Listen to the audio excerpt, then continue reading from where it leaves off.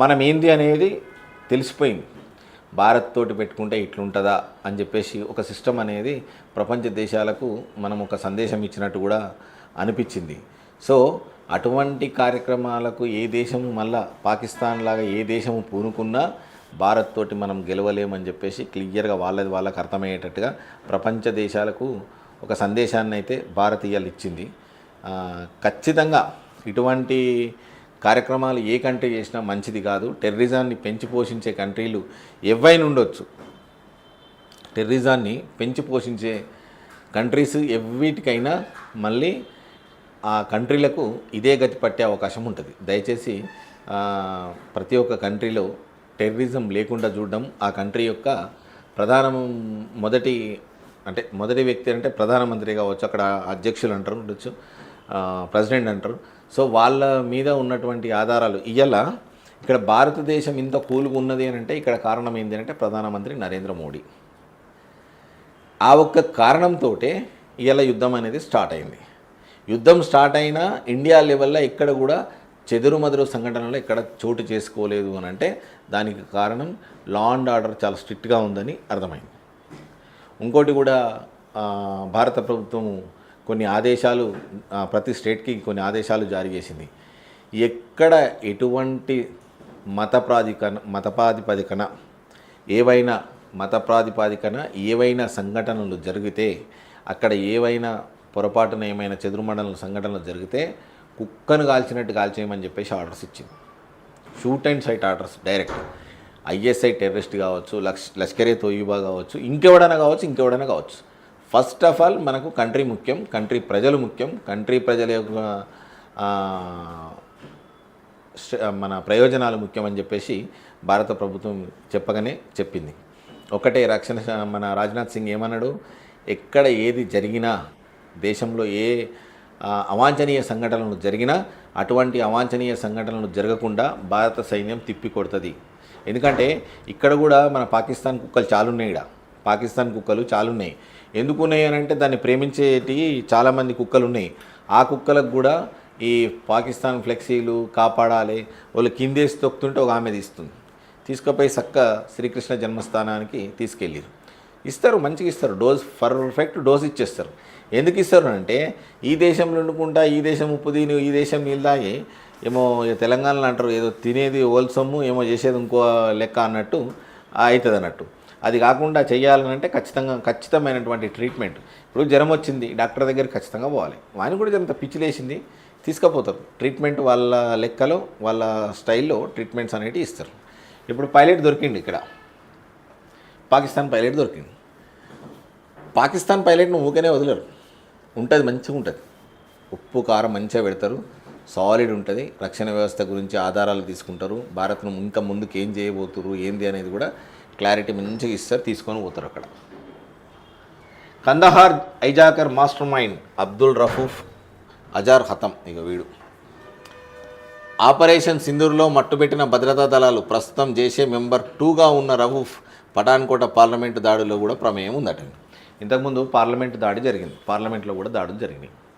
అయితే ఎన్నిసార్లు ఈ దాడులు ఎదుర్కోవడము, ఎన్నిసార్లు ఇట్లాంటి అవాంఛనీయ సంఘటనలు జరుగుడు, ఎన్నిసార్లు ఇలాంటి అవమానాలు పడడం అనేది డైరెక్ట్ ప్రధానమంత్రి మోడీకి ఈ మన భాజపా వాళ్ళకు వచ్చినటువంటి ఆలోచన మంచి ఆలోచన. ఖచ్చితంగా ఈ యుద్ధంలో మనమే గెలుస్తాం, మనం గెలుస్తున్నాము. ఖచ్చితంగా ఇంకా ముందుకు పోవాలి. ఇంకా ముందుకు పోయి కూడా భారతదేశం యొక్క కీర్తి ప్రతిష్టను ప్రపంచ దేశాలకు తెలియజేసే విధంగా భారత ఆర్మీ చేయాలని మనస్ఫూర్తిగా కోరుకుంటూ ఈరోజు వార్తలు ఇంతటితో సమాప్తం. నమస్తే.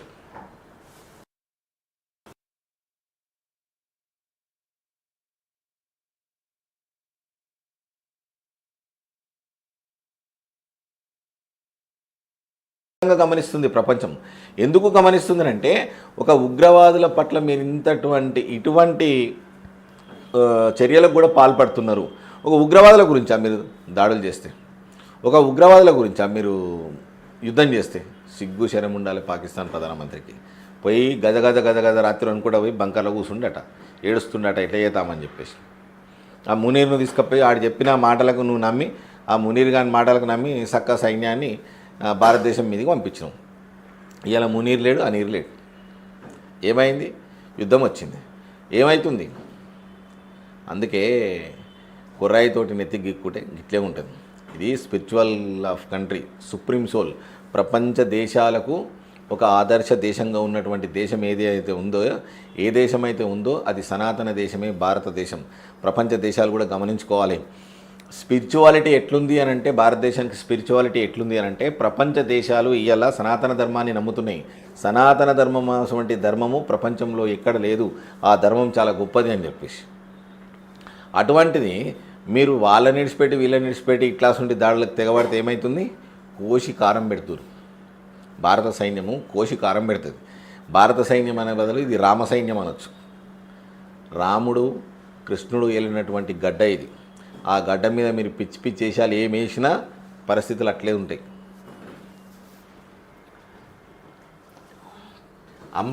అమృత్సర్లో మొత్తం బ్లాక్అవుట్ చేసిరు. పంజాబ్ అండ్ రాజస్థాన్, గుజరాత్ బ్లాక్అవుట్ చేసిరు. బ్లాక్అవుట్ అంటే పూర్తిగా విద్యుత్తును నిలిపివేయడం. చీకట్లో వస్తున్నటువంటి డ్రోన్లను పసిగట్టి ఆ డ్రోన్లను గాలిలోనే ఐఎన్ఎస్ విక్రాంత్ ఉంది కదా, సో అవి X400 మిసైల్స్, సుదర్శన చక్రం. సుదర్శన చక్రం అంటే ఏంది? కృష్ణుని చేతిలో ఉండేటువంటి సుదర్శన చక్రం. ఆ చక్రమే S400. దొరికిన పాక్ పైలట్. జమ్మూ నగరంపైకి పాకిస్తాన్ ప్రయోగించిన డ్రోన్లు.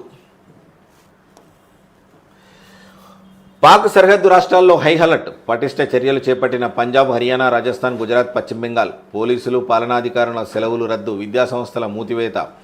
పాక్ దాడులు గట్టిగా జవాబిద్దాం. ఉగ్ర శిబిరాల్లో 100 మందిని ముష్కరుల్ని అంతమొందించాం. ఖచ్చితత్వంతో సైన్యం పనిచేసింది. ఆపరేషన్ సింధూర్ కొనసాగుతుంది. అఖిలపక్ష భేటీలో రక్షణ మంత్రి రాజ్నాథ్ వెల్లడి. ఆపరేషన్ సింధూర్తో కందహార్ హైజాక్. సూత్రధారి రహూఫ్ అతాం. లాహోర్ను వీడండి. తమ పౌరులకు అమెరికా సూచన, హెచ్చరికల జారీలో మరికొన్ని ఆదేశాలు. అయితే ఇక్కడ పాకిస్తాన్ పైలట్ దొరికింది. పాకిస్తాన్ ఏం బీరాలు పలుకుతుంది? భారత సైన్యాన్ని 50 మందిని వేసేసినాం, 4 రఫేల్ యుద్ధ విమానాలను పడగొట్టినాం అని చెప్పేసి బీరాలు పలుకుతుంది. మేకపోతు గాంభీర్యం ప్రదర్శిస్తుంది.